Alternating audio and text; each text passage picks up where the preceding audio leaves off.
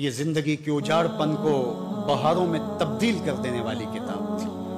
اقبال نے ایک مقام پہ کہا کہ فاش می گوئیں ماں کے در دل مزمرست ای کتاب نیز چیزیں دیگرست، اگر تو مجھے پوچھے تو میں کھل کے بیان کروں، یہ کتاب نہیں ہے، یہ کوئی اور ہی شے ہے۔ یہ تو زندگی بدل دینے والی کتاب ہے، یہ تو حیات آفریں کتاب ہے، اس کا لفظ لفظ روشنی ہے، اس کا حرف حرف کو اجالا ہے۔ حیات آفریں کتاب سے کیوں نہ جڑا تو؟ اپنی زندگی کو کیوں تو نے روشنیوں سے مالا مال نہ کیا؟ صرف غلاف میں لپیٹ کر کے تو نے طاق پہ سجا دیا، اور یا پھر تیرا بوڑھا مرنے لگا تو سورہ یاسین لے کے بیٹھ گیا۔ کتنی ستری تنقید کی کہ ببند صوفی و ملا اسیری حیات از حکمت قرآن گیری، با آیاتش ترا کار جزی نیست کہ از یاسین ہوا آساں بگیری۔ تو جاہل صوفی اور کاہل ملا کے ایسے پھندے میں پھنسا کہ تو نے قرآن سے زندگی تلاش نہیں کی۔ قرآن کی آیتوں سے تجھے صرف اتنا سروکار ہے، جب تیرے بوڑھے کی روح اٹکنے لگی تو سورہ یاسین لے کے بیٹھ گیا کہ میں اس کو پڑھوں اور اس کی روح آسانی سے نکل جائے۔ اقبال نے کہا کوئی شک نہیں کہ اس سے اس کو فائدہ ہوتا ہے، لیکن افسوس کی بات ہے اس قرآن سے بھی تو نے مرنا سیکھا، کاش اس قرآن سے جینا سیکھ لیا ہوتا۔ اس کا حرف حرف حیات آفری، زندگی دیتی ہے یہ کتاب، یہ من کی روشنی کا سبب ہے۔ میرے اور آپ کے آقا و مولا نے فرمایا تھا لوگوں میں تمہارے اندر دو بھاری چیزیں چھوڑ کے جا رہا ہوں، تمہیں لاوارث چھوڑ کے نہیں جا رہا۔ ان میں سے ایک چیز کا ذکر کرتے ہوئے کتاب اللہ، اللہ کی کتاب، حبل ممدود من السماء الی الارض، یہ آسمان سے زمین کی طرف اللہ کی لٹکتی ہوئی رسی ہے۔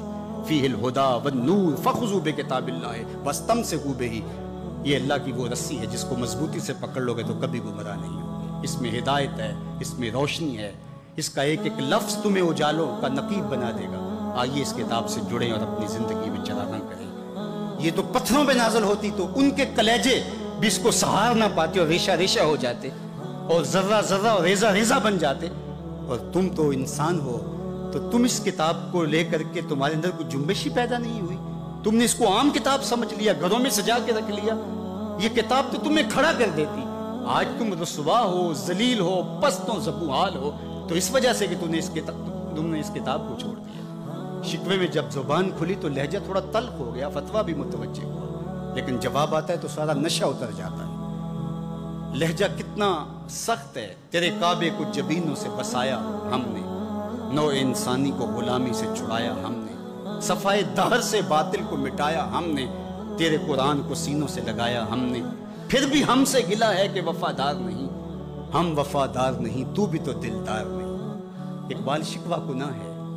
اب جواب آتا ہے، سنیے، سارا نشہ اتر جاتا ہے، صرف لہجہ بدلتا ہے، تھوڑا سا صیغہ تبدیل ہوتا ہے، باقی سب کچھ وہی، ادھر سے آواز آ رہی ہے، صفائے دہر سے باطل کو مٹایا کس نے، نو انسانی کو غلامی سے چھڑایا کس نے، میرے کعبے کو جبینوں سے بسایا کس نے، میرے قرآن کو سینوں سے لگایا کس نے، تھے تو آبا وہ تمہارے ہی مگر تم کیا ہو، ہاتھ پہ ہاتھ دھرے منتظر فردا ہو، ہر کوئی مستے مئے ذوق تن آسانی ہے، تم مسلمان ہو یہ انداز مسلمانی ہے، حیدری فقر ہے نئے دولت عثمانی ہے، تم کو اسلاف سے کیا نسبت روحانی ہے، وہ معزز تھے زمانے میں مسلمان ہو کر، تم خار ہوئے تارک قرآن ہو کر، تمہاری پستی، زبوحالی، ذلت، نقبت اور رسوائی کا سبب اور موجب اس کتاب سے دوری ہے۔ یہ امت آج بھی کتاب تھام لے اور اس کو سینے سے جوڑ لے اور اس کی تعلیمات پہ عمل پیرا ہو،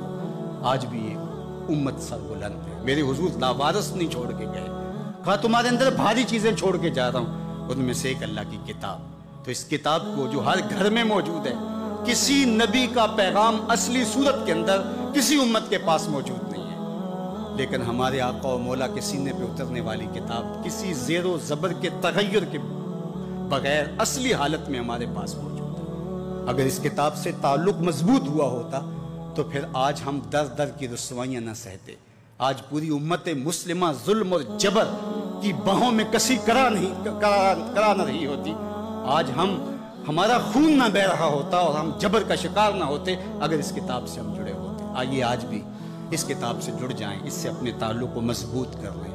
لیلۃ القدر کے ان مبارک لمحوں میں اور رمضان المبارک کی ان حسین گھڑیوں میں، نزول قرآن کی بابرکت رات میں یہ عہد کر کے اٹھیں کہ زندگی کا ایک ایک لمحہ قرآن کی تعلیمات کے مطابق بسر کریں گے۔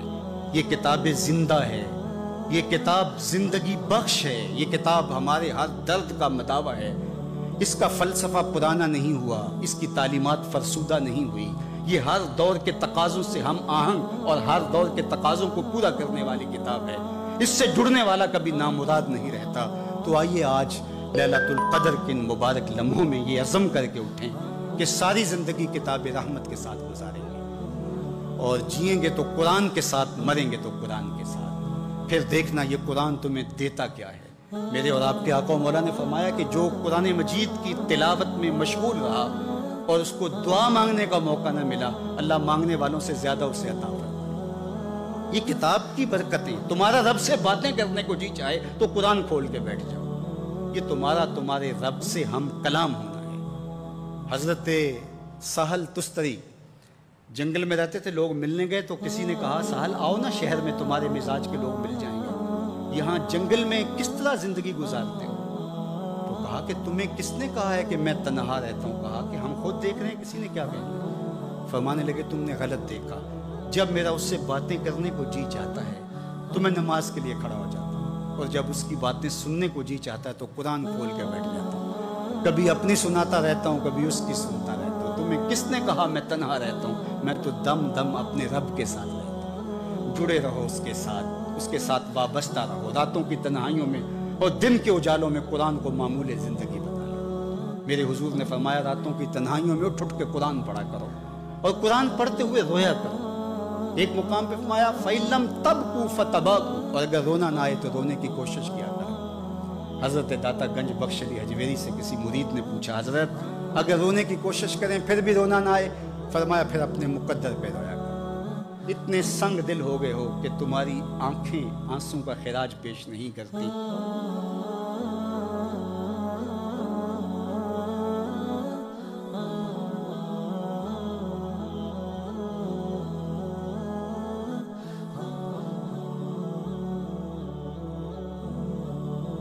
خیر کسی جھجک کے سناتا ہے، اس کے حضور اپنے آنسو پیش کرو جو آنسوں کی قدر رکھتا ہے۔ لوگ تو آنسوں کا مذاق اڑاتے ہیں، تم سے درد سے کہانی سنیں گے اور پھر چسکے لے لے کے آگے سنائیں گے۔ لوگ مہندی سجائیں گے تیرے لہو سے، زخم اپنے دل کے نہ دکھانا کسی کو۔ لوگ تو تمہارے زخموں سے مہندی سجائیں گے اور اپنے ہاتھوں کو جو ہے وہ آراستہ کر لیں گے اور دکھاتے پھریں گے میرے پاس یہ بھی راز ہے، یہ بھی راز ہے۔ اپنے راز مسلح پہ رکھو، سجدے میں اس کے حضور کہو۔ سارے دکھوں کا مداوا اس مالک کی دہلیز پر ہے، اس کی چوکھٹ پر ہے۔